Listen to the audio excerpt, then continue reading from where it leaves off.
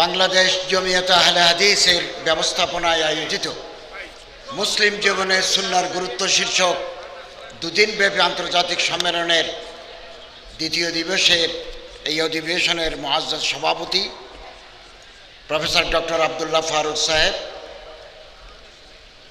জিদাত আলাইকুম, সভাপতি বাংলাদেশ জমিয়ত আহলে হাদিস, Sheikh Mohammad his Excellency Sheikh Mohammad Abdul Wahid Al Arifi, advisor to the Ministry of Religious Hajj and Umrah Affairs, Kingdom of Saudi Arabia, His Excellency Sheikh Isa bin Yusuf Al-Duhailan,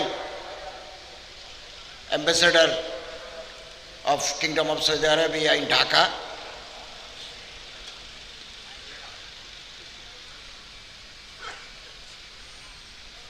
Sheikh Hafiz Allama Engineer Ibtisam Elahi Zahir, President Harkatul Quran was Sunnah, Pakistan,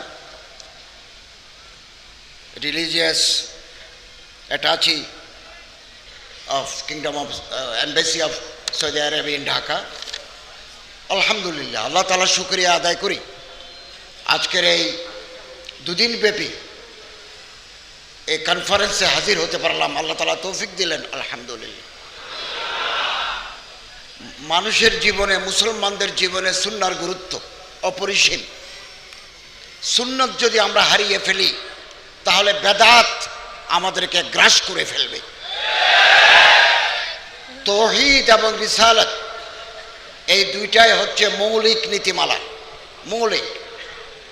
শিরিক যদি জায়গা পায় তাওহীদ বিদায় হয়ে যায়, আর বেদাত যদি জায়গা পায় সুন্নত বিদায় হয়ে যায়।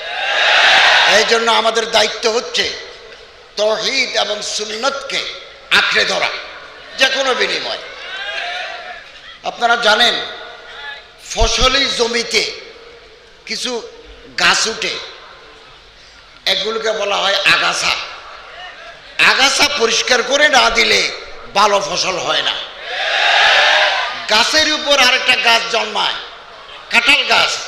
আপনি দেখবেন কিছুদিন পরে বট গাছের চারা, ওই পাখি এসে ওখানে পায়খানা করে ওখান থেকে চারা গজায়। এগুলোকে বলা হয় পরগাছা। পরগাছা যদি সুযোগ পায় মূল গাছকে শেষ করে দেয়। আপনি 2025 সালে যদি কাঁঠাল গাছের উপরে বট গাছের চারা দেখেন, এখনই গোড়া কেটে দিতে হবে, আর না হয় 20 বছর পরে, 15 বছর পরে আর কাঁঠাল গাছ থাকবে না, বট গাছই হয়ে যাবে। আমাদের জীবনে আমরা বেদাতের সাথে আপোষ করতে পারি না, শিরিকের সাথে আপোষ নাই। এই ব্যাপারে আমাদের সতর্ক থাকা দরকার। দ্বিতীয়ত, আমি সব জায়গায় বলে থাকি, সেটা হচ্ছে ওয়াহাদাতে উম্মত। আমাদের মুসলমানদের ভিতরে নানা ভিন্ন ভিন্ন মত আছে, থাকতেই পারে, ছিল, আছে, আগামী দিনেও থাকবে। তারপরেও ইসলামের বৃহত্তর স্বার্থে আমাদেরকে কোরআনুল করিমের ছায়ায়, সুন্নতুর রাসূলের ছায়ায় ঐক্যবদ্ধ হতে হবে। By shunning our petty differences, we must unite under the banner of Tawheed and Sunnah to thwart the evil designs of adversaries of Islam. দুশমনরা হাসাহাসি করে মুসলমানদের এই পারস্পরিক সংঘাত, পারস্পরিক বিভেদ দেখে তারা মুচকি হাসে, দূরে বসে মুচকি হাসে। ইসলামের গৌরবোজ্জ্বল ইতিহাস আছে আমাদের, কিন্তু দুর্ভাগ্য কিছু কপালে, আমাদের কপালে কিছু কালো তিলকও আছে।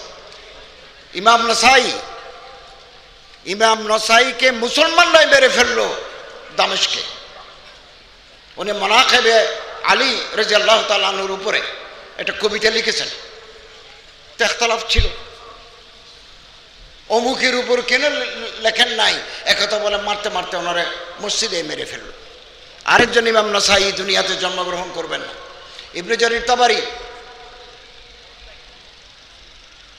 এই কিতাবুল উমাম ওয়াল মুলুক, কিতাবুল রুসুল ওয়াল মুলুক যিনি লিখেছেন, তাকে মুসলমানদের কবরস্থানে দাফন করতে দেয় নাই আরেক মুসলমানের দল। We have no room in our heart to accommodate others. আমাদের অন্তরের ভিতরে জায়গা কম। আমি আমার দল, আমার গ্রুপ ছাড়া অন্য মানুষকে আমি কলিজার ভিতরে জায়গা দিতে পারি না। আমার কলিজা ছোট। আমাদের মুসলমানদের কলিজা বড় করতে হবে। ছোট মনের মানুষ দিয়ে বড় কাজ হয় না। হোক না, আমি আমার তরিকা, আমি আমার আদর্শ মেনে চলবো, কিন্তু ইসলামের বৃহত্তর স্বার্থে দুশমনের সরকুবিকে নিয়ে আমাদেরকে ঐক্যবদ্ধ থাকতে হবে। আলহামদুলিল্লাহ, প্রফেসর ডক্টর আবদুল্লাহ ফারুক সাহেব, ডক্টর মোহাম্মদ শহীদুল্লাহ খান মাদানী সাহেবের সাথে আমার অনেক দিনের সুসম্পর্ক আছে। তারাও আমার এখানে আসেন, আমিও তাদের কাছে যাই। আসুন না, আমরা এই দেশটাকে, আমাদের এই প্রিয় মাতৃভূমিকে শোষণ মুক্ত একটা দেশ হিসাবে, ইনসাফ ভিত্তিক একটা দেশ হিসাবে গড়ে তুলি। এবং সহিষ্ণুতা, tolerance is essential, is prerequisite for the establishment of exploitation free country state. আসুন ইনশাআল্লাহ আজিজ, আগামী দিনের সুন্দর স্বপ্ন দেখার অভিপ্রায় ব্যক্ত করে আমার বক্তব্য শেষ করছি। আল্লাহ তাআলা আমাদেরকে ঐক্যবদ্ধ থাকার তৌফিক এনায়েত করুন। আমিন। ওয়া আখিরু দাওয়ানা আনিল হামদুলিল্লাহি রাব্বিল আলামিন। আল্লামা ইকবালের একটা কবিতা দিয়ে শেষ করব। এক হো মুসলিম हरम के पासबानी के लिए नाइल की साहिल से लेकर ताबहा के Kashgar. We must unite under the banner of Quranul Kareem and Sunnah of Prophet Muhammad sallallahu alaihi wasallam. Wa akhiru da'wana alhamdulillahi rabbil alamin.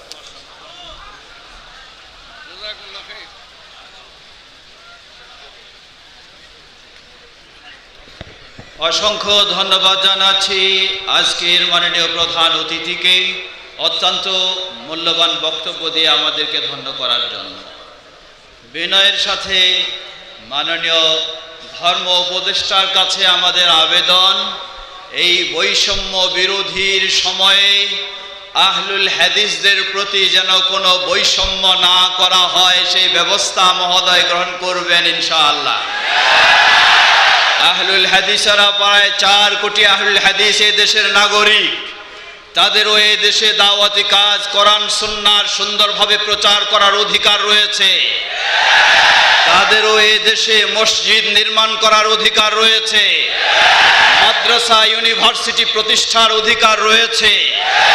কিন্তু এই বৈষম্য বিরোধী আন্দোলন থাকা সত্ত্বেও আহলুল হাদিসরা আজকে এই বৈষম্যের শিকার হচ্ছে। আহলুল হাদিসদের মসজিদকে নির্মাণের সুযোগ তো দেওয়া হয় না, বরং ভেঙে দেওয়া হচ্ছে, কখনো জ্বালিয়ে দেওয়া হচ্ছে। এটি এই বৈষম্য বিরোধী আন্দোলনের সময় কখনো মানায় না। অতএব মহোদয়ের কাছে অতি বিনয়ে আমাদের অনুরোধ, বিষয়টি আপনি যথাযথভাবে দেখবেন ইনশাআল্লাহ। আমরাও আপনার মঙ্গল কামনা করছি। আল্লাহ আপনাকে আরো তৌফিক দান করুন। الآن يأتي بمحاضرة علمية فضيلة الشيخ محمد عبد الواحد العريفي المستشار لوزارة الشؤون الإسلامية بالمملكة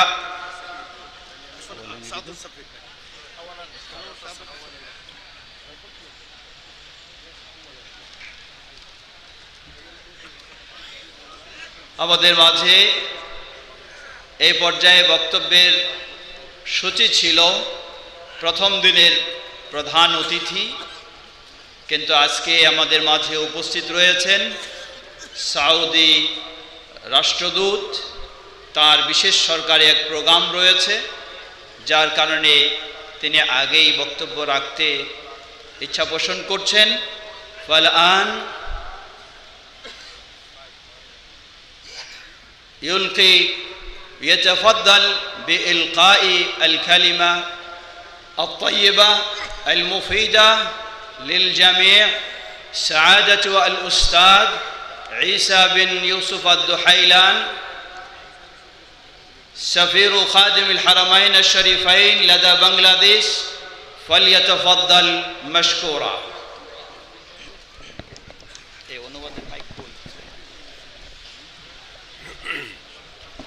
بسم الله الرحمن الرحيم. الحمد لله والصلاة والسلام على رسول الله. معالي مستشار وزارة الشؤون الدينية الأستاذ خالد حسين، سعادة الدكتور عبد الله فاروق رئيس جمعية أهل الحديث في بنغلاديش، سعادة الدكتور محمد شهيد الله خان أمين عام جمعية أهل الحديث، سعادة الملحق الديني المكلف بسفارة المملكة العربية السعودية في بنغلاديش الأستاذ مبارك العنزي، فضيلة الشيخ سالم الطويل من دولة الكويت، فضيلة الشيخ جيجن زين المرسلين المدني من إندونيسيا، والشيخ شميم الندوي من نيبال، والشيخ ابتسام إلهي زهير من بنغلاديش. أيها الحفل الكريم، I don't know how to speak in English or in Arabic or in Bangla. Bangladeshi kota balon.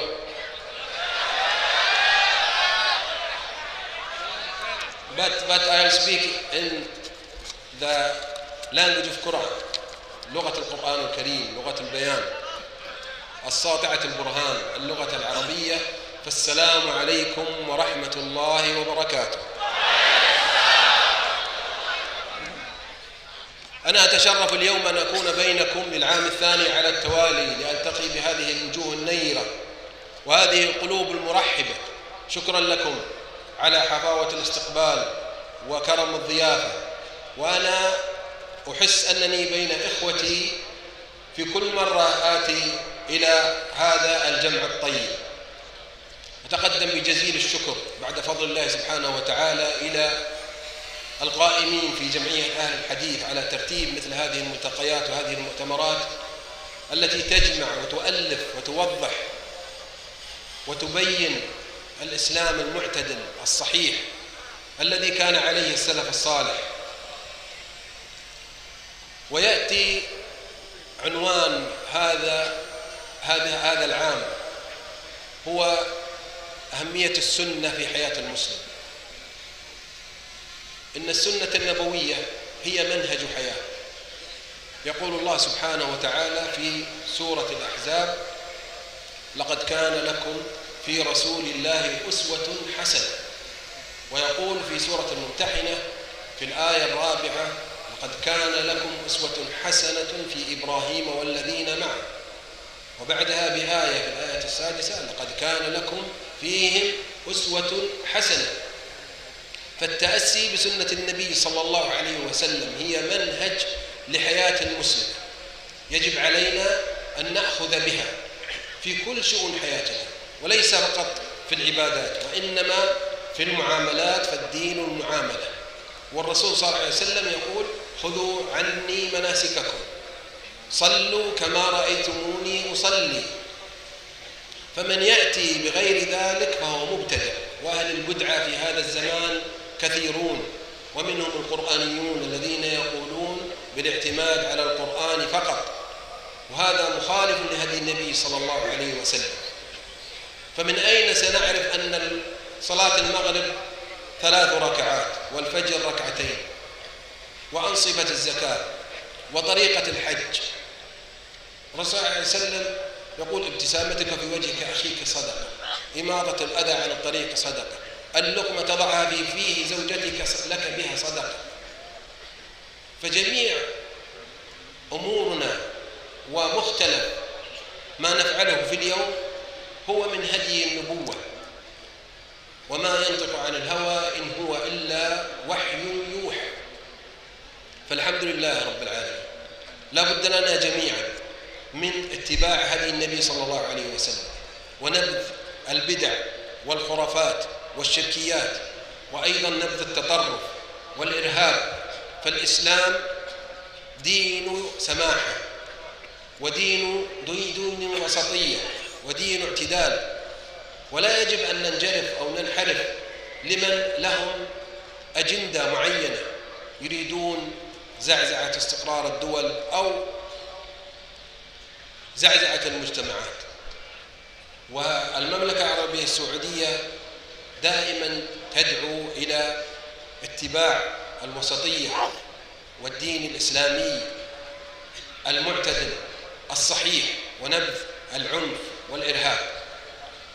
والعلاقات السعودية البنغلاديشية الحمد لله متطورة ومتنامية، تنمي في كل يوم في جميع المجالات، ومن هذا المجال فالملحقية الدينية بسفارة المملكة العربية السعودية تقوم بأعمال جليلة في هذا الصدد، من توزيع التمور وتوزيع المصاحف وإقامة الندوات والخطب وإرسال الدعاء إلى مختلف مناطق بنغلاديش لبيان الدين الإسلامي الصحيح والمعتدل، وأيضا برنامج الإمامة في شهر رمضان المقبل إن شاء الله، وغيرها من المناشط التي تؤكد على دعم المملكة العربية السعودية للأخوة في بنغلاديش.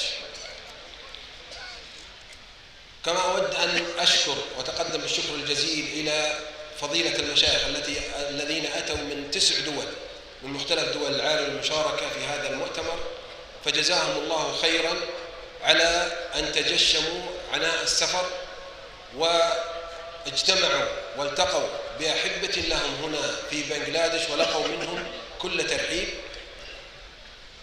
وفي نهاية حديثي أود أن أشكركم جميعا على هذا الاستقبال، وأخص بالذكر القائمين على جمعية أهل الحديث والمنظمين لهذا الحفل، فجزاكم الله خيرا، والسلام عليكم ورحمة الله وبركاته. الله حافظ.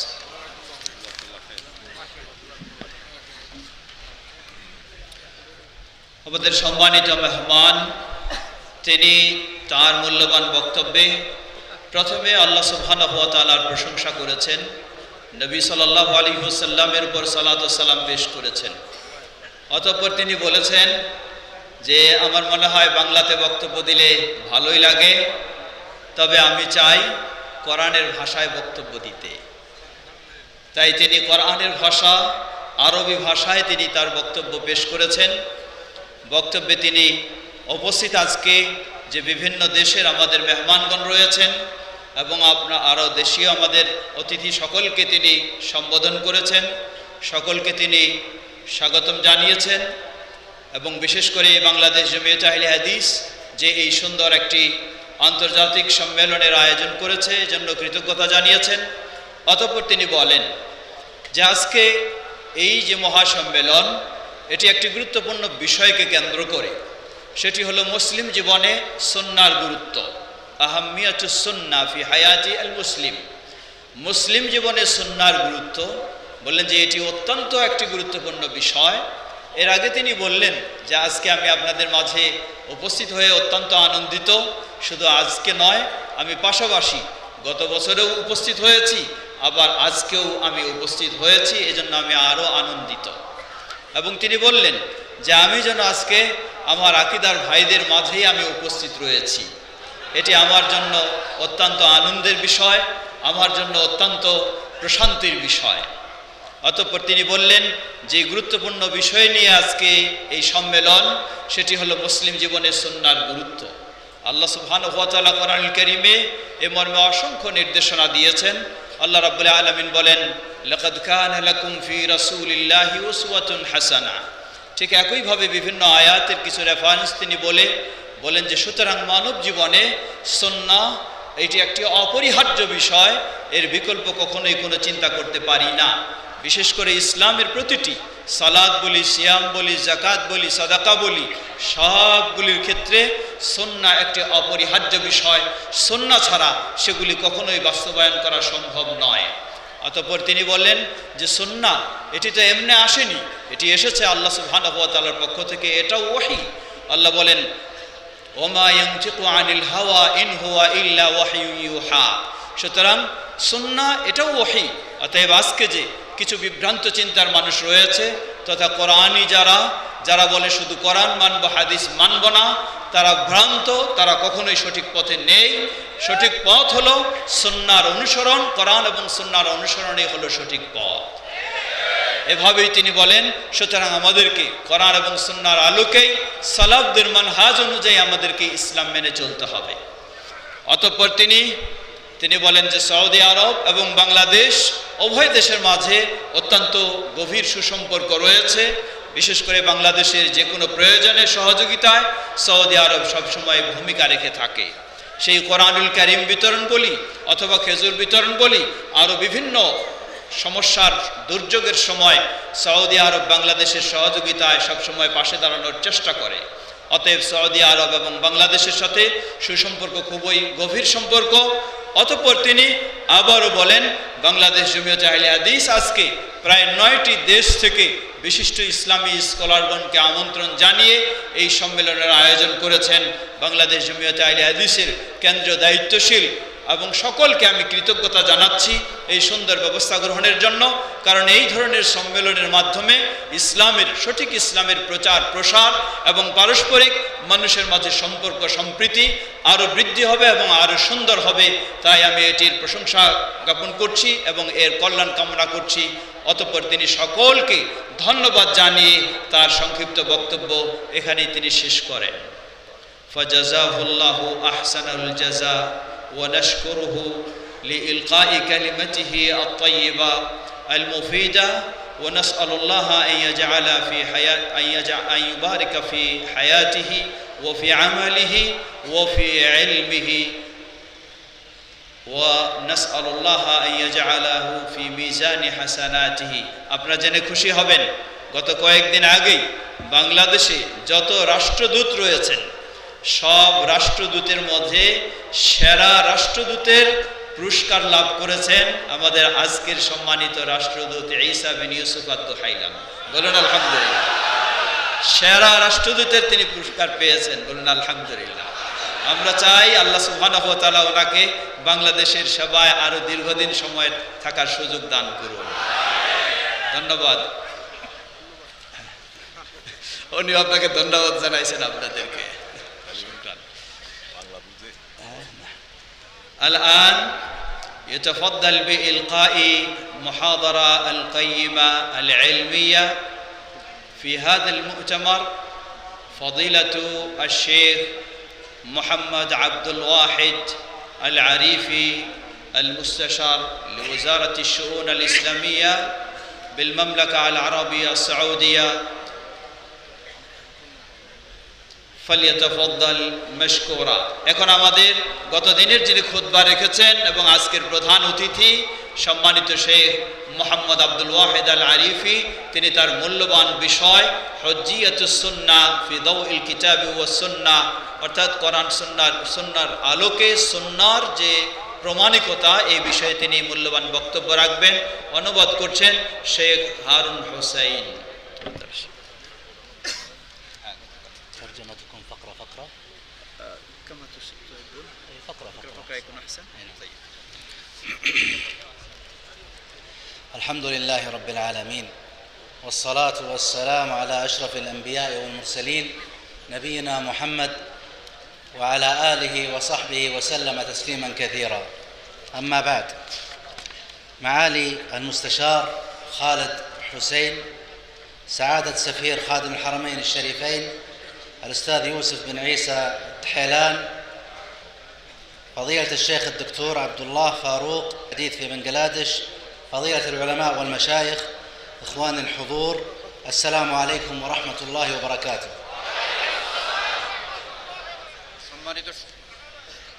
সম্মানিত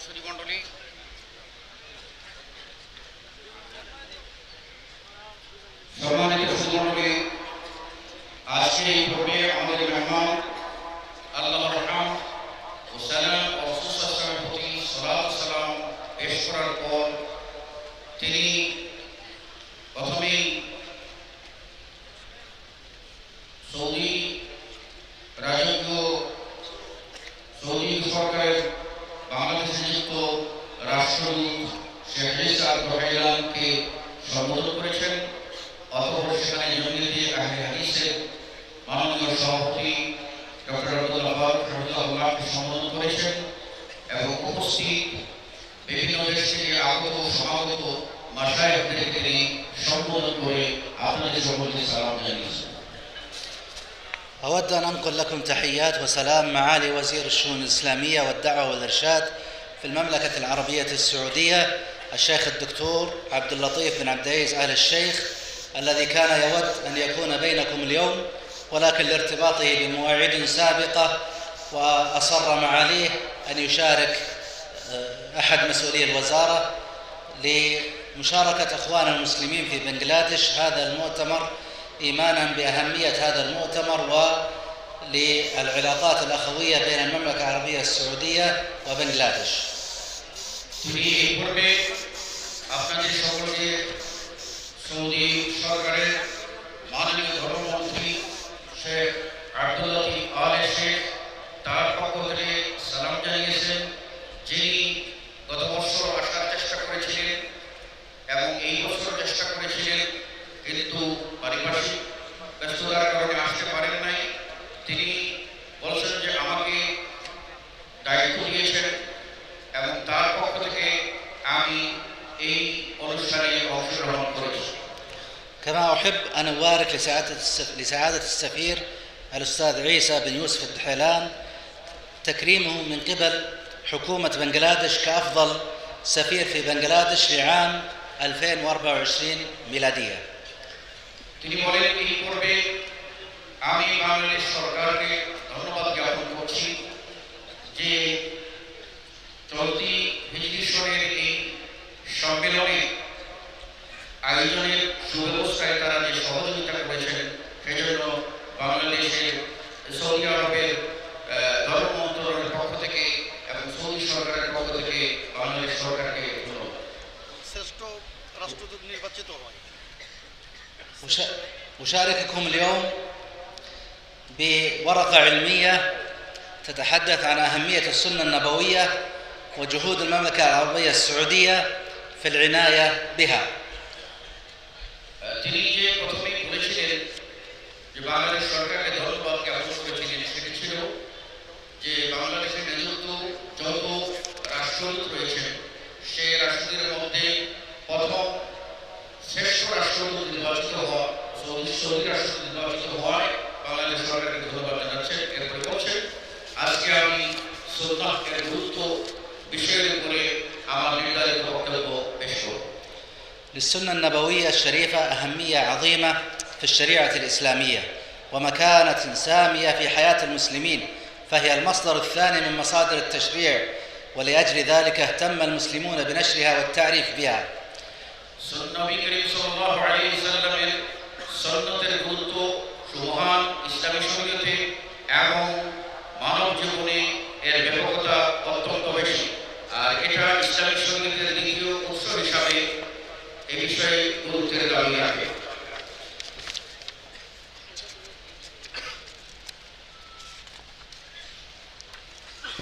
وقد قال النبي صلى الله عليه وقال الله سبحانه وتعالى وما آتاكم الرسول فخذوه وما نهاكم عنه فانتهوا. আল্লাহ তাআলা বলেন যে ওমা আতাকুমুর রাসূল ফাখুযুহু, রাসূল যা দেন তা তোমরা গ্রহণ করো, ওমা নাহাকুম আনহু ফান্তাহু, আর তিনি যে সমস্ত বিষয় হতে নিষেধ করে সেগুলো থেকে বিরত থাকো। ونفى الله سبحانه وتعالى الإيمان عمن لم يرضى بحكمه صلى الله عليه وسلم، فقال جل وعلا فلا وربك لا يؤمنون حتى يحكموك فيما شجر بينهم ثم لا يجدوا في أنفسهم حرجا مما قضيت ويسلموا تسليما. তিনি বলেন যে ব্যক্তি রাসূল সাল্লাল্লাহু আলাইহি ওয়াসাল্লামের হুকুম মানবে না তাকে আল্লাহ রাব্বুল আলামিন মুমিন বলে গণ্য করেননি। এইভাবে কোরআনের যে আয়াত উল্লেখ করেছে ফালা ওয়া রাব্বিক, তোমার রবের কসম, তোমাদের মধ্যে সীমান্তর হতে পারবে না যতক্ষণ না তোমাকে বিচারক মানবে এবং তোমার ফয়সালাকে ইউসাল্লিমু তাসলিমা, এর সর্বান্তঃকরণে সে মেনে নেবে। بل رتب سبحانه وتعالى الوعيد على من خالف أمره صلى الله عليه وسلم فقال فليحذر الذين يخالفون عن أمره أن تصيبهم فتنة أو يصيبهم عذاب أليم. অতঃপর তিনি বলেন যে আল্লাহ রাব্বুল আলামিন এই মর্মে সতর্ক বাণী উচ্চারণ করেছেন যে যারা রাসূল সাল্লাল্লাহু আলাইহি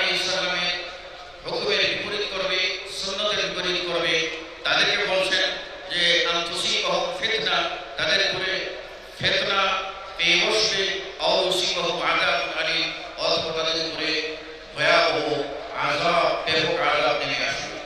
وقال النبي صلى الله عليه وسلم: عليكم بسنتي وسنة الخلفاء المهديين الراشدين، تمسكوا بها وعضوا عليها بالنواجذ، وإياكم ومحدثات الأمور فإن كل بدعة ضلالة. তিনি বলেন, রাসূলুল্লাহ সাল্লাল্লাহু আলাইহি ওয়াসাল্লাম আমাদেরকে নির্দেশ দিয়ে বলছেন, তোমরা অবশ্যই আমার সুন্নতকে আঁকড়ে ধরবে এবং আমার হেদায়েতপ্রাপ্ত যে সমস্ত খলিফা রয়েছেন তাদের সুন্নতকে আঁকড়ে ধরবে। কিভাবে আঁকড়ে ধরবে? তামাসসাকু বিহা, এমনভাবে আঁকড়ে ধরবে, আযু আলাইহা বিন নওয়াজিস, মাড়ির দাগ দিয়ে যেভাবে কামড়ে ধরা হয় সেইভাবেই কামড়ে ধরবে। ওয়া ইয়াকুম মুহদাসাতিল উমুর, আর তোমাদেরকে সাবধান সতর্ক করে দিচ্ছি নবাবিষ্কৃত সকল বিষয় হতে, ফাইন্না কুল্লা বিদআতিন দালালা, কেননা সকল নবাবিষ্কৃত নতুন আবিষ্কৃত বিষয় হলো বেদাত এবং গোমরাহি। وقال صلى الله عليه وسلم: ألا وإن ما حرم رسول الله مثل ما حرم الله. রাসূল সাল্লাল্লাহু আলাইহি ওয়াসাল্লাম বলেন যে, শুনে রেখো, আমি যা আল্লাহ যেভাবে হারাম করেছেন কোন বিষয়ে, অনুরূপভাবে আমি নবীও আল্লাহর প্রত্যাদেশ প্রাপ্ত হয়ে ওভাবেই হারাম করেছি। والأدلة من الكتاب والسنة على أهمية الاقتفاء بالحديث الشريف والعمل به أكثر من أن تحصر في مثل هذا المجلس. তিনি বলেন যে এই সুন্নতের গুরুত্বের ব্যাপক প্রসার এই ক্ষেত্রে গুরুত্ব রাখে বিশেষ করে এইরকম মহাসমাবেশ। وبلا شك أن المحاضرات بالأمس واليوم تحدثت كثيرا عن هذا المجال، فأريد أن أنتقل إلى الشق الآخر من الورقة العلمية التي تقدمت بها. এই মর্মে গতকালকে এবং আজকে এই বিষয়ের উপরে অনেকেই আলোকপাত করেছেন, সেজন্য আমি এই বিষয়ে বিস্তারিত না নিয়ে দ্বিতীয় আরেকটি গুরুত্বপূর্ণ পয়েন্ট আপনাদের সামনে উপস্থাপন করতে চাচ্ছি। فقد اعتنت المملكة العربية السعودية بالسنة النبوية وخدمتها حفظا وتدريسا ونشرا وذبا عنها والتصدي للشبهات التي تثار حولها، ويمكننا إيجاز مظاهر تلك العناية في بعض النقاط التالية. সৌদি আরব সকল সুন্নতের প্রতি সর্বাধিক গুরুত্ব প্রদান করে এবং সুন্নত বিরোধী যত প্রকার দৃষ্টিভঙ্গি আছে, বক্তব্য আছে, যে সমস্ত খোরাফাত আছে, এই সবগুলির বিরুদ্ধে তারা সবসময় সোচ্চার ভূমিকা পালন করে থাকে। صدر أمر كريم من الملك فهد رحمه الله تعالى في عام 1406 بإنشاء مركز خدمة السنة النبوية، السنة والسيرة النبوية. তিনি বলেন, আমাদের প্রয়াত বাদশাহ ফাহাদ 1406 হিজরিতে এই মর্মে সুন্নাতের গুরুত্ব ও তাৎপর্য এটা গবেষণা করার জন্য একটি ইনস্টিটিউট প্রতিষ্ঠা করেছিলেন। وأسندت إدارة هذا المركز إلى الجامعة الإسلامية بالمدينة النبوية. আর এই যে সেন্টার এটা মদিনা ইসলামিক বিশ্ববিদ্যালয়ের সাথে সংযুক্ত। وقام هذا المركز بجمع وحفظ الكتب المخطوطة والمطبوعة والوثائق والمعلومات المتعلقة بالسنة والسيرة النبوية وتيسيرها للباحثين. তিনি বলেন, এই যে সুন্নত রক্ষার যে সেন্টার, এই সেন্টারটি অত্যন্ত গুরুত্বের সাথে যেখানে যে সুন্নতের বাণীগুলি পড়ে আছে সেগুলি সংরক্ষণ এবং সেগুলিকে সুন্দর করে ঢেলে সাজানো এবং এগুলি প্রকাশ করার গুরুত্বপূর্ণ দায়িত্ব পালন করে আসছে। وأصدر المركز عديد من الموسوعات الحديثية، منها موسوعة الرواة وموسوعة المتون وبرنامج فهرس المصادر في السنة.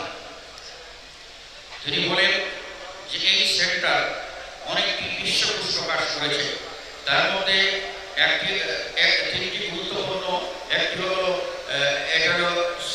সহিহ সুন্নাত, সহিহ হাদিস এবং যায়ীফ হাদিসের এই বিষয়গুলি আলোচনা করা, তারপর আরও দুটি বিষয়ের কথা সেখানে উল্লেখ করেছেন। وفي عام 1439 صدر الأمر الملكي الكريم من قبل الملك سلمان حفظه الله تعالى بإنشاء مجمع الملك سلمان للحديث النبوي الشريف في المدينة النبوية. আপনারা আনন্দিত হবেন যে 1439 হিজরিতে বর্তমান বাদশাহ সালমান বিন আব্দুল আজিজ হাফিজাহুল্লাহ তিনি রাষ্ট্রীয় ফরমান রাজকীয় ফরমান জারি করে মদিনা মুনাওয়ারায় একটি হাদিস গবেষণা ইনস্টিটিউট প্রতিষ্ঠা করেন। وجاء في نص المرسوم الكريم بيان لأعمال هذا المجمع، ومنها بيان عظم مكانة السنة النبوية وخدمة السنة النبوية وحماية السنة النبوية وغيرها. বলেন যে এই যে আপনার কমপ্লেক্স এটা সুন্নতকে সংরক্ষণ, সুন্নতের বর্ণনা এবং সুন্নতের প্রকাশ ইত্যাদি গুরুত্বপূর্ণ বিষয়ে কার্যক্রম চালিয়ে আসছে।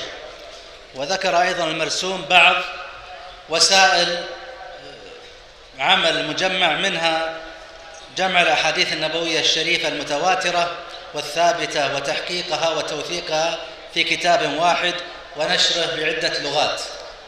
এই উল্লেখযোগ্য অবদানের মধ্যে অন্যতম হচ্ছে যে ইনস্টিটিউট গ্রহণ করেছে এমন একটি মহাপরিকল্পনা যেখানে রাসূল সাল্লাল্লাহু আলাইহি ওয়াসাল্লামের সকল বিশুদ্ধ হাদিসকে এক খণ্ডে একটি নির্দিষ্ট বইয়ে সকল হাদিসকে সংকলন করার উদ্যোগ গ্রহণ করেছে। وقد تم حديثا الانتهاء من إنشاء مبنى المجمع، ويقع على طريق السلام المتصل بالمسجد النبوي الشريف. আর এই ইনস্টিটিউট যেটা সালাম দরজা দিয়ে বের হয়ে মদিনা মুনাওয়ারা থেকে বের হয়ে সামনের যে রাস্তায় পড়ে সেখানেই অবস্থিত। والمخطط لهذا المجمع أن يحقق نجاحا باهرا في مجال خدمة السنة النبوية، كما حقق مجمع الملك فهد لطباعة المصحف الشريف نجاحا باهرا، حيث أن المصحف اليوم بفضل الله عز وجل انتشر في كل مكان في العالم وفي كل مسجد. وكنا في الوقت القريب قبل إنشاء مجمع الملك فهد لطباعة المصحف الشريف كان المصحف نادرا، وكان الناس يتوارثون المصحف أبا عن جد. আপনারা জেনে থাকবেন যে বাদশাহ ফাহাদ তিনি যেভাবে কোরআন মুদ্রণ প্রকল্প মদিনায় চালু করেছেন, এর আগে এত সুন্দর করে কোরআন ছাপা পাওয়া যেত না, বিক্ষিপ্ত হতো, অনেক দুষ্কর হতো, মানসম্মত হতো না। বর্তমানে কোরআন সর্বত্র ছড়িয়ে পড়েছে আলহামদুলিল্লাহ। তারপর বলেন যে অনুরূপভাবে বাদশাহ সালমান বিন আব্দুল আজিজ হাফিজাহুল্লাহ তিনিও রাসূল সাল্লাল্লাহু আলাইহি ওয়াসাল্লামের হাদিসসমূহ প্রচার ও প্রসারে যেমন বাদশাহ কোরআনের প্রচার ও প্রসারের দায়িত্ব গ্রহণ করেছেন, তিনিও এইভাবে হাদিসের সংরক্ষণ ও প্রচার প্রসারে গুরুত্বপূর্ণ নির্দেশনা দিয়েছেন। ومن مظاهر عناية المملكة العربية السعودية بالحديث النبوي الشريف إقامة المسابقات المحلية والدولية في حفظ الحديث وشرحه. এই ইনস্টিটিউট যে কাজ করে তা যে সমস্ত উল্লেখযোগ্য অবদান রাখে তার মধ্যে অন্যতম অবদান হলো যে অভ্যন্তরীণ এবং আন্তর্জাতিক সর্বমহলে এই হাদিস মুখস্থ করার প্রতিযোগিতা এবং পুরস্কারের ব্যবস্থা করা। ومن ذلك جائزة الأمير نايف بن عبد العزيز رحمه الله للسنة النبوية والدراسات الإسلامية المعاصرة. তিনি বলেন অনুরূপভাবে প্রয়াত প্রিন্স নায়েব বিন আব্দুল আজিজ তিনি এইভাবে আপনার রাসূল সাল্লাল্লাহু আলাইহি ওয়াসাল্লামের সুন্নাত সংরক্ষণ ইত্যাদির কাজে গুরুত্বপূর্ণ ভূমিকা পালন করেছেন। وكذلك مسابقة خادم الحرمين الشريفين الملك سلمان أيده الله لحفظ القرآن الكريم والسنة النبوية. কোরআন এবং সুন্নাহ সংরক্ষণে বর্তমান বাদশাহ সালমান তিনিও এইভাবে গুরুত্বপূর্ণ ভূমিকা নিয়ে আসছেন বিভিন্ন প্রতিযোগিতার আয়োজনের মধ্য দিয়ে।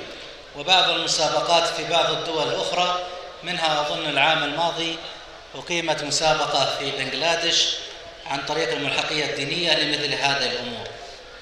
বাহিরের দেশগুলিতে যেভাবে প্রথমে সৌদিতে শুরু হয়েছে, বাহিরের দেশগুলিতে যেভাবে হাদিস প্রতিযোগিতা হাদিস মুখস্থ করার প্রতিযোগিতা শুরু হয়েছে, এর প্রথম উদ্যোগ হিসাবে গত বছর বাংলাদেশে সৌদি দূতাবাসের ধর্মীয় বিভাগ এই প্রতিযোগিতার আয়োজন করেছিল। ومن مظاهر عناية المملكة العربية السعودية أيضا بالحديث النبوي الشريف إنشاء الكليات والأقسام العلمية في الجامعات السعودية. আর সুন্নতের প্রসারের যে সমস্ত অবদান রেখেছে তার মধ্যে অন্যতম হলো সৌদি আরবের বিভিন্ন বিশ্ববিদ্যালয়গুলিতে বিভিন্ন ফ্যাকাল্টিতে হাদিস এবং হাদিসের গবেষণা, হাদিস পঠন ইত্যাদি ব্যবস্থা গ্রহণ করেছে। فهناك كليات خاصة بالحديث النبوي الشريف جمعا ودراسة وحكما على الرواة. আপনারা জেনে থাকবেন এর সত্ত্বেও এখানে একটা বিশেষায়িত ইনস্টিটিউট রয়েছে যেখানে শুধুমাত্র হাদিস গবেষণা এবং হাদিসের সনদ ইত্যাদি বিশ্লেষণ এবং গবেষণা। ومعلوم لديكم ما للجامعة الإسلامية في المدينة النبوية من جهود في هذا الجانب وفي مجال الاهتمام بالحديث النبوي الشريف ونشره وشرحه. والجامعة الإسلامية في المدينة النبوية خصصت المملكة العربية السعودية نسبة 80% من طلابه للطلاب الغير سعوديين، ونسبة 20% فقط من الطلاب هم من السعوديين، وذلك حرص من قبل المملكة العربية السعودية على نشر السنة في العالم أجمع ومن منبع السنة المدينة النبوية. মদিনা ইসলামিক বিশ্ববিদ্যালয়ে সেখানে হাদিস এর পঠন পাঠনে এখানে উন্মুক্ত করে দেওয়া হয়েছে। বিশ্বের বিভিন্ন দেশ থেকে এই গুরুত্বপূর্ণ হাদিস অধ্যয়ন, হাদিস গবেষণা এই কাজটি করার জন্য মদিনা বিশ্ববিদ্যালয়ে সেখানে আপনার যত ছাত্র আছে তার মধ্যে 80% ছাত্রই বিভিন্ন দেশ থেকে নেওয়া হয়েছে, মাত্র 20% ছাত্র সৌদি আরবের। এর মাধ্যমে যেটা সৌদি সরকার যেটা বোঝাতে চেয়েছেন যে এই সুন্নতের প্রসার যেন সারা বিশ্বময় ছড়িয়ে যায়। وعلماء المملكة العربية السعودية رحم الله من مات منهم وحفظ الله من بقي منهم لا يزالون يعتنون بالحديث النبوي الشريف وينشرونه ويدرسونه ابتداء من الحرمين الشريفين إلى كل مساجد المملكة، ففيها بفضل الله عز وجل يدرس فيها الصحيحين وغيرها من كتب أهل السنة. আপনারা জানেন যে এই সৌদি আরবের কিছু আলেম যারা ইতিমধ্যে কোরআন সুন্নাহ সংরক্ষণের মহান খেদমত করে বিদায় গ্রহণ করেছেন, আল্লাহ তাদেরকে মাফ করে দিন। আর যে সমস্ত আলেমরা এখন বিদ্যমান রয়েছেন তারা এই সুন্নাহ সংরক্ষণ এবং সম্প্রচার এর জন্য পবিত্র কাবা এর চত্বর এবং সৌদি আরবের বিভিন্ন মসজিদে দার্শনিক দিয়ে যাচ্ছেন। এমনকি বিশেষ করে বুখারী ও মুসলিম যাকে আমরা সহিহাইন বলে থাকি, এগুলি এই কিতাবগুলির গুরুত্ব সবিশেষ উল্লেখযোগ্য। وعلى كل حال هذه إشارات بسيطة، وإلا الجهود أكبر وأعظم، والسنة النبوية بلا شك تستحق أعظم من ذلك. এটা হচ্ছে সামান্য ধারণা আপনাদেরকে দিলাম, কিন্তু আল্লাহর নবীর সুন্নাত এর চেয়ে আরো ব্যাপক ও বিস্তৃত বিশাল আলোচনার দাবি রাখে। তা আমি এখানে সংক্ষিপ্ত করে এই আলোচনা উপস্থাপন করলাম। وفي الختام أتوجه بخالص الشكر والتقدير لجمعية أهل الحديث على تنظيم هذا المؤتمر الهام، ولكل من ساهم في إنجاز هذا الحدث. كما أود أن أعرب عن شكري وامتناني لسعادة سفير خادم الحرمين الشريفين في بنغلاديش على دعمه المستمر، ولمعالي وزير الشؤون الإسلامية والدعوة والإرشاد على اهتمامه الكريم. ولا أنسى أن أشكر الملحقية الدينية في بنغلاديش على جهودها المتميزة في دعم الأنشطة العلمية والبرامج الدعوية. والشكر موصول إلى حكومة بنغلاديش الصديقة والشقيقة على تسهيل مثل هذه المؤتمرات الخيرة. তিনি বলেন, সর্বশেষে আমি বাংলাদেশ জমিয়তে আহলে হাদিস এর নেতৃবৃন্দ যে এই মহাসম্মেলনের আয়োজন করেছেন, এর সাথে যারা সম্পৃক্ত হয়েছেন, সময় অর্থ ব্যয় করেছেন, তাদের প্রতি আমি কৃতজ্ঞতা জানাচ্ছি, অনুরোধ সৌদি ধর্মমন্ত্রীর প্রতি তিনি এখানে এই বিষয়ে অত্যন্ত সুদৃষ্টি রাখছেন এবং সৌদি সরকারের যে রাষ্ট্রদূত তিনিও তার অধীনে এই রাষ্ট্রের যে ধর্মীয় বিভাগ রয়েছে তিনি তার পক্ষ থেকে এই সুন্নত প্রচার ও প্রসারে তারা দায়িত্ব পালন করছেন এবং এখানে অংশগ্রহণ করেছেন, সেজন্য তাদের প্রতি আমি কৃতজ্ঞতা প্রকাশ করছি। كما أشكركم أيها الحضور الكريم على إنصاتكم واستماعكم وتجشمكم عناء الانتظار والاستماع، فنسأل الله سبحانه وتعالى أن يغفر لنا ولكم ويجزيكم خير الجزاء. তিনি বলেন, আমি আপনাদের প্রতি কৃতজ্ঞতা জ্ঞাপন করছি। আপনারা অত্যন্ত চুপচাপ মনোযোগ সহকারে এই কথাগুলি শুনছেন। কাজে আল্লাহ রাব্বুল আলামিন আপনাদের সকলকে উত্তম জাযা দিন, আমাদের সকলকে উত্তম জাযা দিন। ونسأل الله سبحانه وتعالى أن يجعلكم ممن اتبع النبي الكريم وأصبح من أهله وخاصته، وأن يرزقنا وإياكم الفهم الصحيح للكتاب والسنة، وأن يجعل هذا البلد مباركا وسائر بلاد المسلمين. هذا والله أعلم، وصلى الله وسلم على رسوله الأمين، وجزاكم الله خيرا. তিনি বলেন যে এই কৃতজ্ঞতা সকলের প্রতি জ্ঞাপন করে যেন এর গুরুত্ব সংরক্ষণ এবং সবাই যেন এটা বুঝতে পারে, এই কৃতজ্ঞতা জ্ঞাপন করে আমি আমার বক্তব্য এখানেই সমাপ্ত করছি। এই বলে তিনি তার বক্তব্য সমাপ্ত করেন। জাযাকাল্লাহু খায়রান। دقيقة واحدة بس. نشكر لفضيلة الشيخ ولسعادة الأستاذ ولفضيلة الملحق الديني حفظهم الله جميعا لحضورهم ومشاركتهم في هذا المؤتمر العظيم، فنسأل الله أن يبارك فيهم. وكذلك نشكر لسعادة الأستاذ سعادة السفير.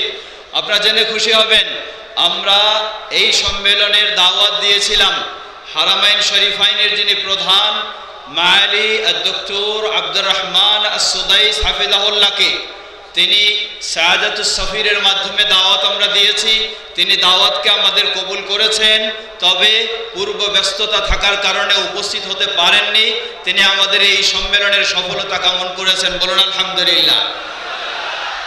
আমরা এজন্য ফানাশকুরু লিসাআদাতি আস-সফির লিইরসাল আও লিরাফ'আল খিতাব লানা মিন কিবালিনা ইলা মাআলি আশ-শেখ আব্দুর রহমান আস-সুদাইস ওয়া নারজু মিনহু ফিল মুস্তাকবাল আল ফিল মু'তামার আল কাদিম ইনশাআল্লাহ। আমরা আগামী সম্মেলনে চাই সফিরের মাধ্যমে ইনশাআল্লাহ। তেমনি ভাবে আমাদের সৌদি ধর্মমন্ত্রী ডক্টর আব্দুল লতিফ আব্দুল আজিজ আলু শেখ হাফিজাহুল্লাহ এর পক্ষ থেকে আজকে উপস্থিত হয়েছেন যিনি সৌদি আরবের প্রতিমন্ত্রী আমাদের শেখ মোহাম্মদ আব্দুল ওয়াহিদ আল আরিফি হাফিজাহুল্লাহ। নাহনু নাতলুবু মিনাশ শেখ হাত্তা নাজিদু লিমাআলি আল ওয়াজির আল মু'তামার আল কাদিম ইনশাআল্লাহ। আমরা সম্মানিত মন্ত্রীর যিনি প্রতিনিধি হিসেবে এসেছেন ওনার কাছে আমরা আশা করি আগামী সম্মেলনে যেন আমরা মাআলি ওয়াজির মন্ত্রীকে আমরা পাই এখানে ইনশাআল্লাহ। বারাকাল্লাহু ফীকুম ওয়া জাযাকুমুল্লাহু খায়রা। নাসআলুল্লাহ ইয়ানফা বিনা ওয়া বিকুম আল ইসলাম ওয়াল মুসলিমিন ইনশাআল্লাহ। ঠিক একই ভাবে আমরা আমাদের যে বাংলাদেশ সরকারের মাননীয় ধর্ম উপদেষ্টাকে পেয়েছি, ওনাকে আমরা বিশেষ কৃতজ্ঞতা জানাচ্ছি। সামনে আরো আমরা এই সহযোগিতা কামনা করছি ইনশাআল্লাহ। Indonesia tu'tabaru min akbari duwalil islamiyah fil alam min haitsu adadi sukkan.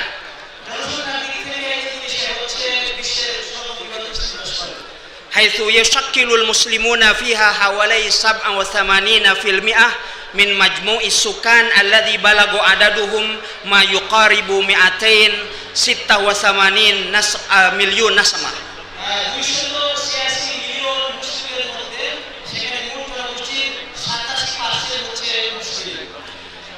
الإسلام وصل إلى إندونيسيا في القرن السابع ميلادي.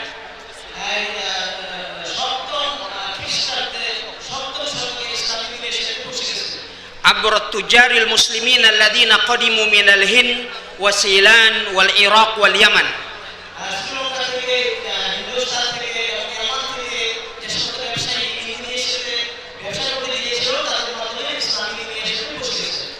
ومنذ دخول الإسلام إليها في القرون الأولى بدأ المسلمون في أندونيسيا بتأسيس المدارس الإسلامية الصغيرة والمساجد. ইসলাম প্রদেশে প্রথম যুগ থেকে প্রথম শতাব্দী থেকে মুসলমানেরা ইন্দোনেশিয়াতে গিয়ে ছোট বড় ইসলামী মাদ্রাসা মসজিদ ইত্যাদি প্রতিষ্ঠা করেছে। وبمرور الوقت انتشر الإسلام بين سكانها وكانت الدعوة إلى السنة النبوية جزءا مهما من تاريخها الديني والاجتماعي. ইসলাম ছড়িয়ে পড়েছে ইন্দোনেশিয়াতে। সেখানে ইসলামের ইতিহাস, ইসলামের ঐতিহ্য শুরু থেকে প্রথম শতাব্দী থেকে সেখানে ছড়িয়ে পড়েছে এবং চালু হয়েছে। وتعد أندونيسيا اليوم مركزا هاما من مراكز تعلم الإسلام ومكانا لانتشار دعوة أهل السنة والجماعة. ইন্দোনেশিয়া ইসলাম প্রচারের একটি সেন্টার এবং আহলে সুন্নাহ ওয়াল জামাতের দাওয়াতে আহলাদিসের সাথে দাওয়াতের একটা কেন্দ্র হিসেবে প্রতিষ্ঠিত হয়েছে। بدأت الدعوة السلفية في أندونيسيا بالتأثير في القرن التاسع عشر ميلادي. 19 শতকের দিক থেকে ইন্দোনেশিয়াতে সালাফি দাওয়াত শুরু হয়েছে। عندما جاء العديد من العلماء من شبه الجزيرة العربية وخاصة من الحجاز لنشر العقيدة الصحيحة على فهم سلف الأمة في أندونيسيا. এটা শুরু হয়েছে আরব উপদ্বীপ থেকে, বিশেষ করে আরব দেশ থেকে আলেম ওলামাদের আগমনের মধ্য দিয়ে ইসলামের দাওয়াত, সালাফি দাওয়াত সেখানে শুরু হয়েছে। وقد شهدت الدعوة السلفية الحديثة تطورا كبيرا في العقود الأخيرة.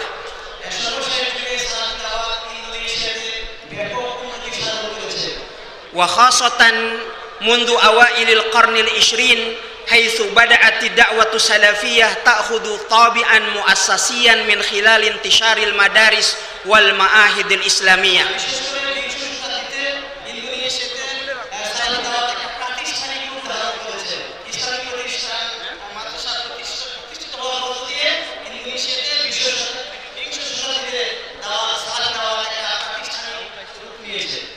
كما أن لطلاب العلم الذين تخرجوا من الجامعة الإسلامية بالمدينة المنورة لهم دور بارز في عودة الكثير من المسلمين في أندونيسيا إلى تعاليم الإسلام النقية المستمدة من الكتاب والسنة بفهم سلف الأمة.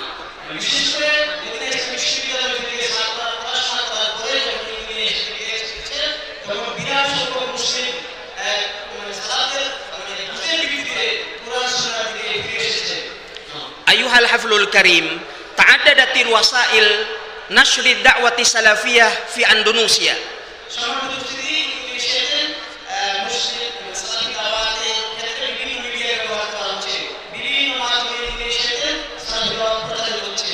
ومن أبرز هذه الوسائل أولا المساجد والمدارس والمعاهد الإسلامية التي تعد من أهم الوسائل لنشر العلم الشرعي الصحيح.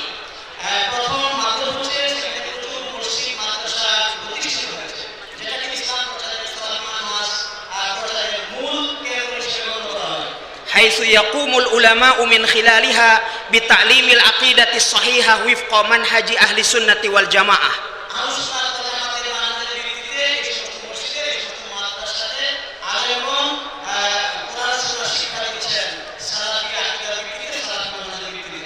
وقد بلغ عدد هذه المعاهد إلى الآلاف التي تنتشر في عشرات الجمعيات والمؤسسات الإسلامية.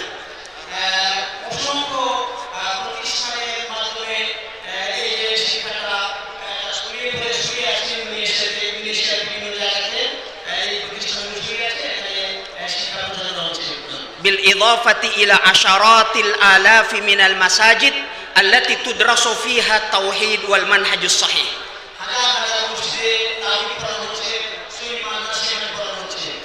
ثانيا وسائل الإعلام.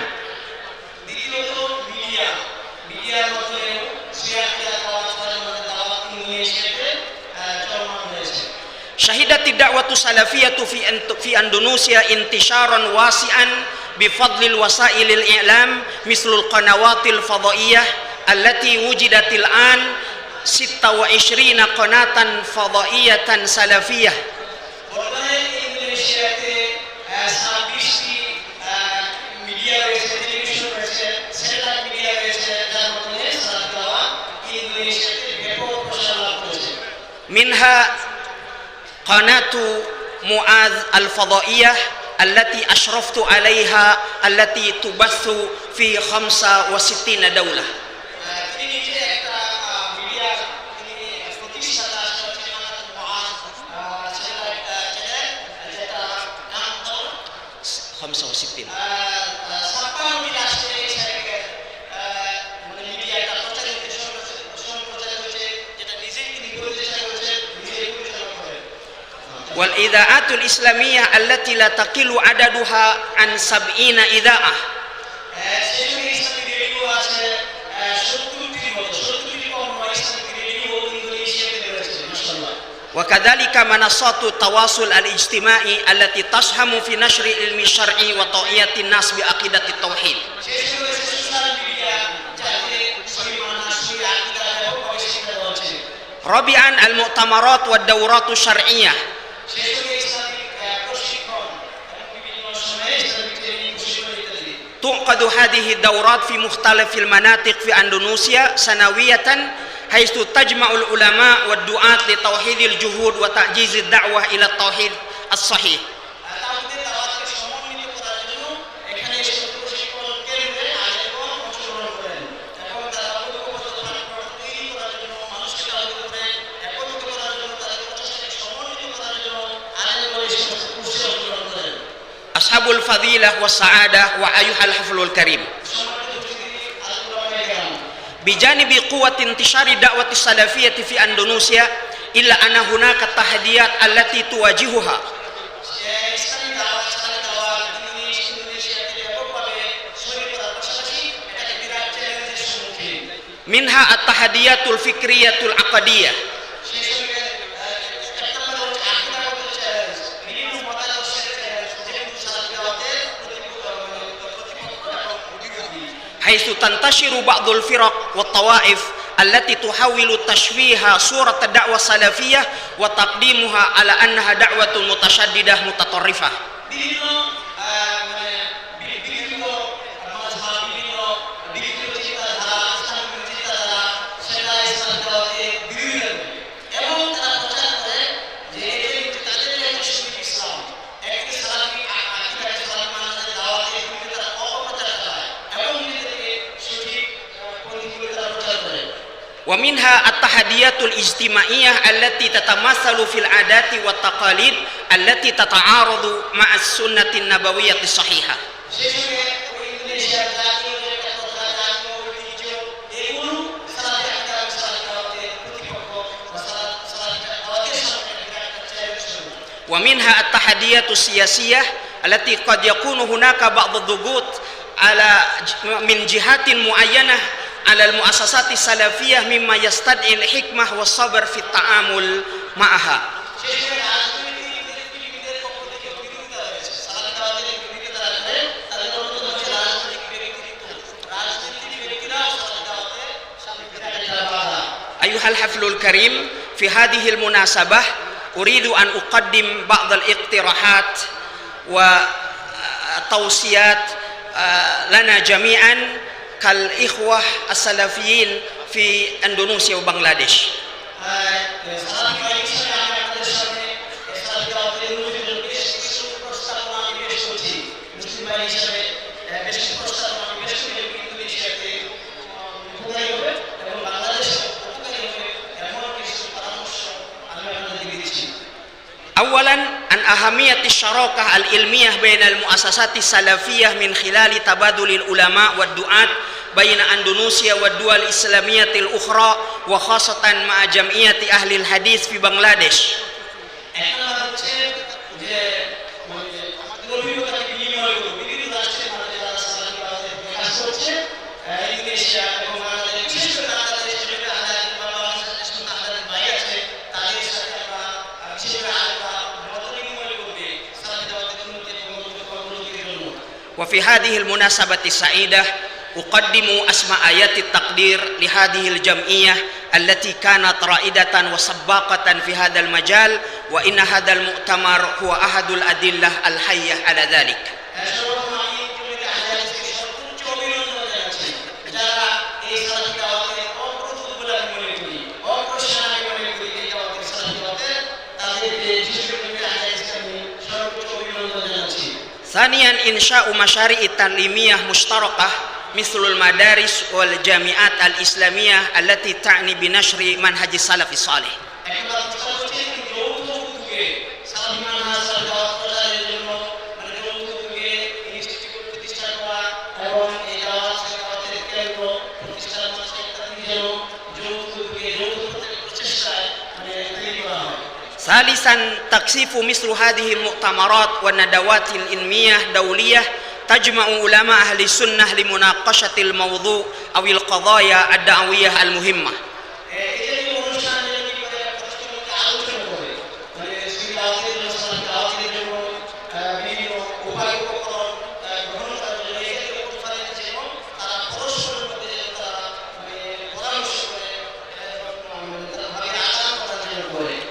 ورابعا تبادل الزيارات بين العلماء والدعاة السلفيين وخاصة لزعماء الجمعيات الإسلامية منهم ليتم تبادل الخبرات من خلالها في نشر العقيدة الصحيحة.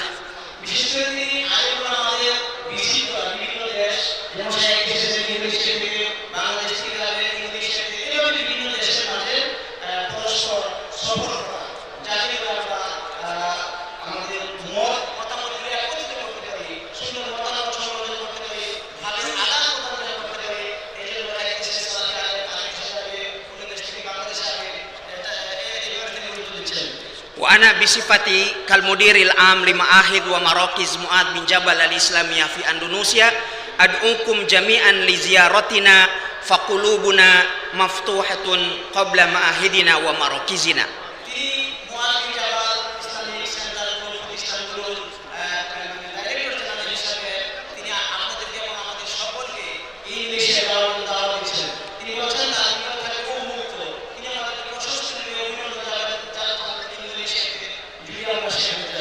فحياكم الله جميعا في بلدكم الثاني أندونيسيا. أحبكم في الله فأسأله سبحانه كما جمعنا في هذا المكان أن يجمعنا الله في الفردوس الأعلى من الجنة.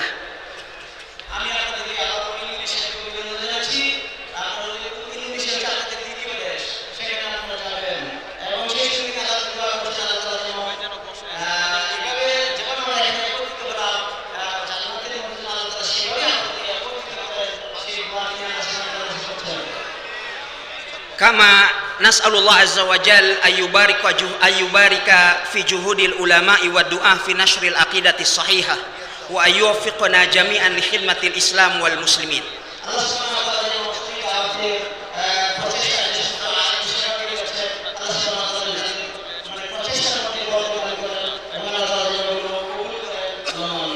أجدد شكري لجمعية أهل الحديث في بنغلاديش على هذا المؤتمر المبارك ونسأل الله عز وجل أن يجعله في موازين حسناتهم وصلى الله وسلم وبارك على نبينا محمد.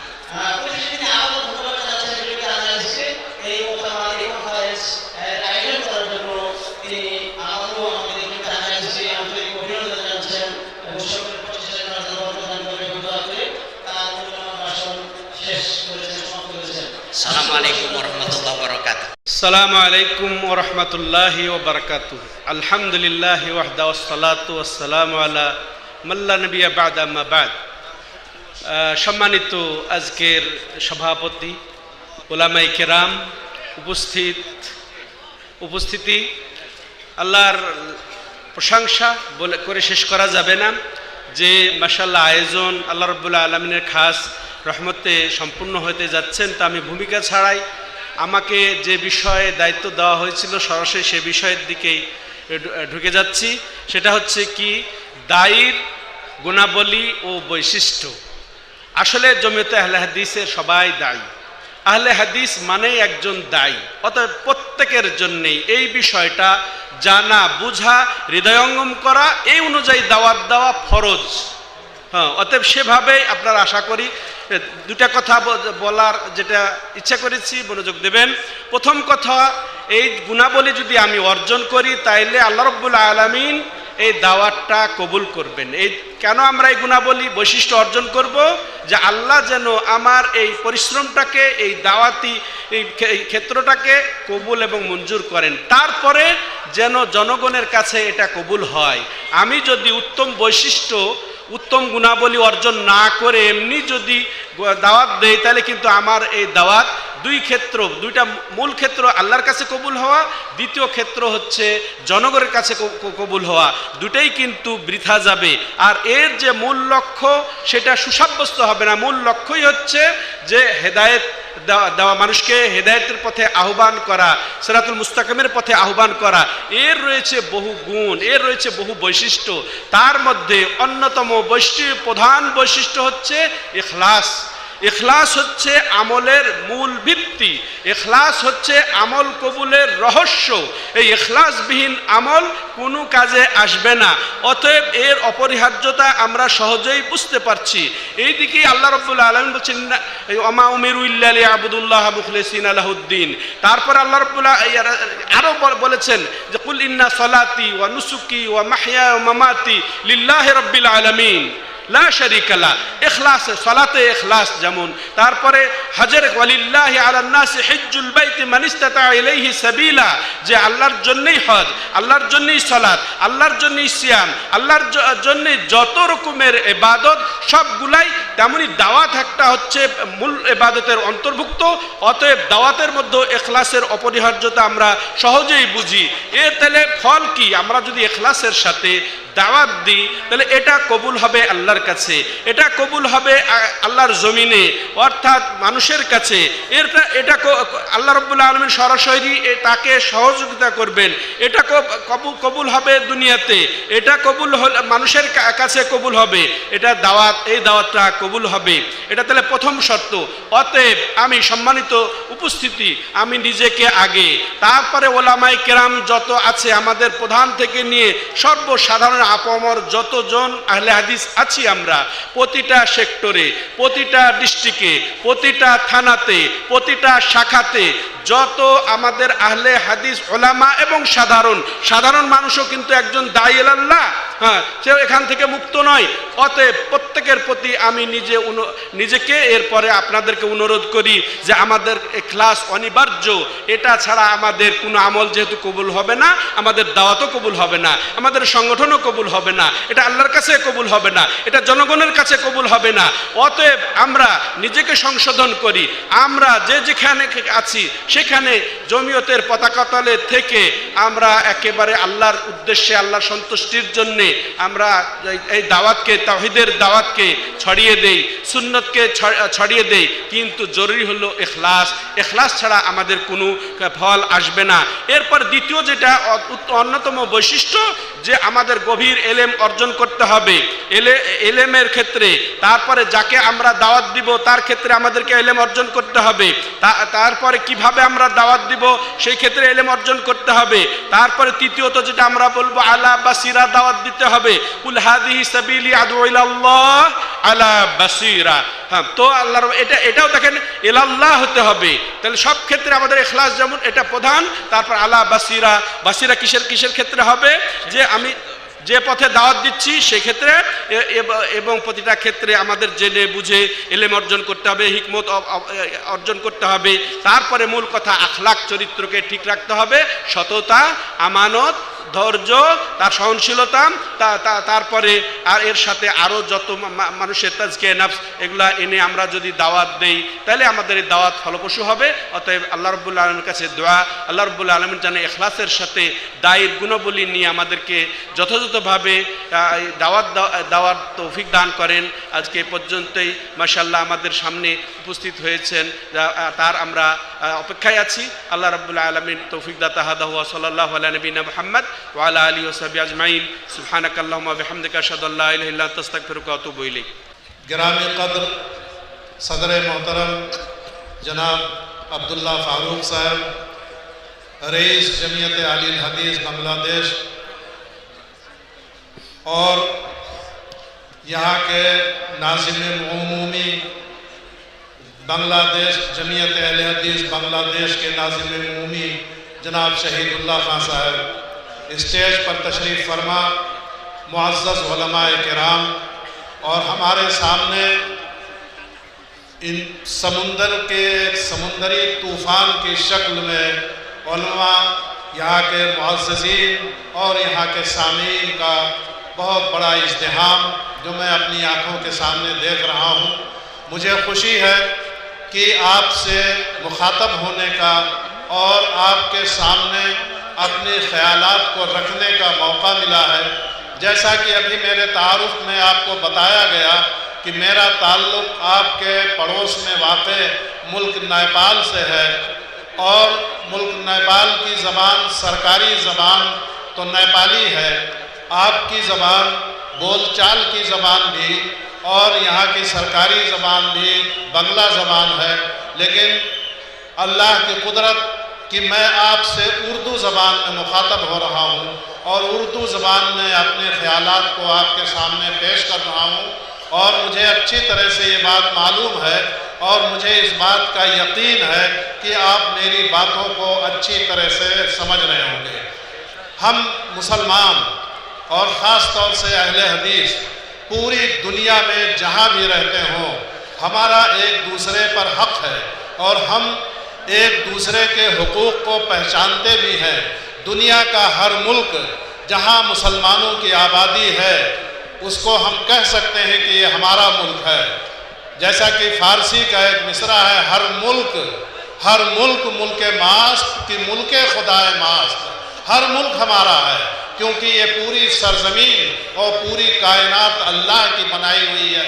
और अल्लामा इक़बाल ने जो शायर मशरिक़ हैं, शायर पाकिस्तान ही नहीं है, शायर मशरिक़ के ख़िताब से उनको नवाजा गया है। अल्लामा इक़बाल ने कहा था तराने मिल्ली में, चीनो अरब हमारा, हिंदोस्तां हमारा, मुस्लिम है हम, सारा जहां हमारा। अल्लामा इक़बाल ने जो कहा था वो बात अपनी जगह पर दुरुस्त है। मैं मुल्क नेपाल से आया हूँ, एक छोटा सा मुल्क, दुनिया के नक्शे पर एक छोटा सा मुल्क है, वहाँ पर मुसलमानों की बहुत थोड़ी सी आबादी है।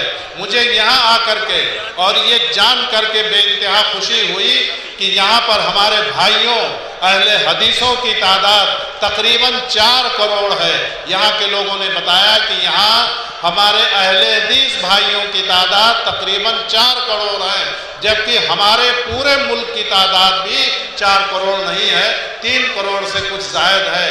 और सरकारी एहसाइयात के मुताबिक, सरकारी गिनती के मुताबिक मुसलमान वहाँ पर सिर्फ 5% हैं, 5% से भी कुछ कम है।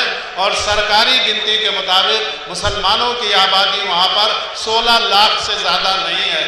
और आपकी आबादी हमारे पूरे मुल्क की आबादी यानी अहले हदीसों की आबादी पूरे मुल्क की आबादी से ज़्यादा है। हमें इस बात पर फ़ख्र होना चाहिए। हमारे और आपके दरमियान जो रिश्ता है वो रिश्ता अक़ीदा और ईमान का है, वो रिश्ता किताब व सुन्नत का है, वो रिश्ता दीन और मज़हब का है, और वो रिश्ता तौहीद और रिसालत का है। ये रिश्ते इतने मजबूत हैं कि दुनिया के सारे रिश्ते इसके सामने हेज है। दुनिया के सारे रिश्तों की, इस अक़ीदे और ईमान की, तौहीद और ईमान की, तौहीद और रिसालत के रिश्ते के मुकाबले में दुनिया का कोई रिश्ता कोई माने नहीं रखता है। यही वजह है कि आज मुल्क नेपाल से आप एक इस्लामी स्कॉलर आपके सामने यहाँ पर आया है, आपसे मिलने के लिए, आपकी सरगर्मियों को जानने के लिए, आपके निशातात से वाक़फ़ियत हासिल करने के लिए, और हमारे अहले हदीस भाइयों के अंदर उलमाए दीन के खिताबात को सुनने का जो शौक़ है और उनसे मिलने का जो शौक़ है, उनसे जो अक़ीदत रखते हैं, उनके जज्बात को देख करके मैं अपने जज्बात को ज़ब्त नहीं कर सका कि यहाँ के लोग, यहाँ के हमारे भाई किस तरह से अहले हदीस उलमा की क़द्र करते हैं। तो ये जो रिश्ते हमारे और आपके दरमियान है, ये रिश्ता خون کے رشتے سے زیادہ ہے، زمان و مکان کے رشتے سے زیادہ ہے، زبان کے رشتے سے زیادہ ہے، اور یہی وہ رشتہ ہے جس نے زمان و مکان کے فاصلوں کو سمیٹ دیا ہے، اور جو اجنبیت ہمارے اور آپ کے درمیان زبان کی وجہ سے ہونی چاہیے، اس اجنبیت کو دور کر دیا ہے۔ ہم اس بات پر فخر کر سکتے ہیں کہ ہم اہل حدیث ہیں، ہم اہل سلف ہیں، ہم عقیدہ توحید کے حاملین ہیں، ہم کتاب و سنت کو اس دنیا میں عام کرنے والے لوگ ہیں۔ اس بات پر ہم جتنا فخر کریں کم ہے۔ اللہ تبارک و تعالیٰ نے اپنی دین کی حفاظت کا کام ہم سے لیا ہے، یہ ہمارے لیے بڑی خوشی، بڑے شرف اور بڑے فخر کی بات ہے کہ اللہ تبارک و تعالیٰ نے ہم سے اتنی بڑی خدمت لی ہے۔ یہ اہل حدیث ہیں کہ جنہوں نے نبی کریم صلی اللہ علیہ وسلم کی تعلیمات کو اس دنیا میں پھیلایا۔ یہ اہل حدیث ہیں کہ جو اگر جانتے ہیں تو صرف اللہ کے قرآن کو جانتے ہیں یا نبی کے فرمان کو جانتے ہیں، اس کے آگے نہ کسی فقیہ کی بات مانتے ہیں، نہ کسی محدث کی بات مانتے ہیں، نہ کسی مفسر کی بات مانتے ہیں، نہ کسی مفتی کی بات مانتے ہیں، نہ کسی امام کی بات مانتے ہیں، نہ کسی کے در پر اپنا سر جھکاتے ہیں، نہ کسی سے کوئی چیز طلب کرتے ہیں، نہ کسی سے اپنی کوئی ضرورت کسی کے سامنے پیش کرتے ہیں۔ یہ اہل حدیث ہیں کہ جنہوں نے نبی کریم صلی اللہ علیہ وسلم کے فرمودات کو، آپ کی تعلیمات کو، آپ کی سنتوں کو دنیا میں عام کیا۔ آج جو نبی کریم صلی اللہ علیہ وسلم کی سنتیں زندہ ہیں تو یہ اہل حدیثوں کی بدولت ہے۔ میں آج اپنے اہل حدیث ہونے کی بنا پر اس بات کو نہیں کہتا ہوں۔ اہل الحدیث نے، ائمہ حدیث نے ہر دور میں اور ہر زمانے میں نبی کریم صلی اللہ علیہ وسلم کے ایک ایک قول کی حفاظت کی، آپ کے ایک ایک فعل کی حفاظت کی، آپ کے فرمودات کی حفاظت کی، اور امت تک اس کو بغیر کسی تبدیلی کے اور بغیر کسی کم و کاست کے ان اہل حدیثوں نے اپنی ذمہ داری کو ادا کیا، اور دنیا میں رسول اللہ صلی اللہ علیہ وسلم کی شریعت کو لے کر کے گھومے، اور دنیا میں رسول اللہ صلی اللہ علیہ وسلم کے رسالت کے پیغام کو اور اللہ تبارک و تعالیٰ کے توحید کے پیغام کو، توحید کے تقاضوں کو اس دنیا میں امت کے ایک ایک فرد تک پہنچانے کی کوشش کی۔ یہ اہل حدیث ہیں کہ جن کا اس بات پر عقیدہ ہے کہ ہوتے ہوئے مصطفیٰ کی گفتار مت دیکھ کسی کا قول و قرار، کسی امام نے کیا کہا ہے، کسی فقیہ نے کیا کہا ہے، کسی مفسر نے کیا کہا ہے، کسی مفتی نے کیا کہا ہے، کسی کے قول و فعل کی کوئی وقت اور اہمیت نہیں اگر ان کا قول نبی کریم صلی اللہ علیہ وسلم کے فعل سے، نبی کریم صلی اللہ علیہ وسلم کے گفتار سے، نبی کریم صلی اللہ علیہ وسلم کے فرمان سے اور آپ کے فرمودات سے اگر کہیں ٹکرا رہا ہے تو اس کو کسی اور کی طرف دیکھنے کی ضرورت نہیں ہے۔ تو اس طرح سے اہل حدیثوں نے بہت حد تک اپنی ذمہ داری پوری کی۔ یہی وجہ ہے کہ آج ہی ہمارا مسلک اہل حدیث، منہج سلف آج پوری دنیا میں پوری طاقت کے ساتھ گونج رہا ہے، اور ہماری تعداد میں الحمدللہ روز بروز اضافہ ہوتا جا رہا ہے۔ بس صرف شرط اس بات کی ہے کہ ہم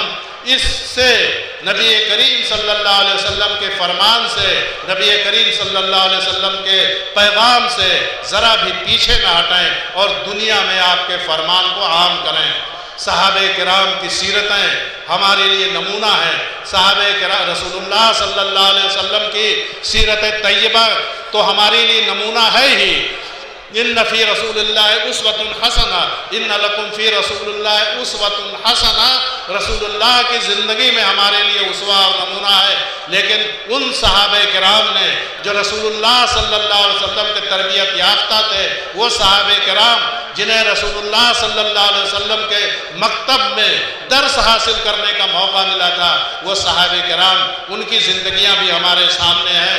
उन्होंने किस तरह से रसूलुल्लाह सल्लल्लाहु अलैहि वसल्लम के एक छोटे से छोटे कौल की हिफाजत की। तारीख में, सीरत की किताबों में वाक़यात भरे पड़े हुए हैं कि किस तरह से रसूलुल्लाह सल्लल्लाहु अलैहि वसल्लम की ज़बाने मुबारक से कोई एक जुमला निकल गया, उसकी गरज व गायत क्या है, उसके आगे पीछे क्या है, उसको देखे बगैर उस पर फ़ौरन अमल करते थे। एक मरतबे रसूल अकरम सल्लल्लाहु अलैहि वसल्लम मस्जिद नबवी में खुतबा इरशाद फरमा रहे थे, तो उसी खुतबे के दौरान लोग मस्जिद में दाखिल हो रहे थे और इधर उधर जगह की तलाश में खड़े थे। तो रसूलुल्लाह सल्लल्लाहु अलैहि वसल्लम ने फरमाया कि ऐ लोगों बैठ जाओ।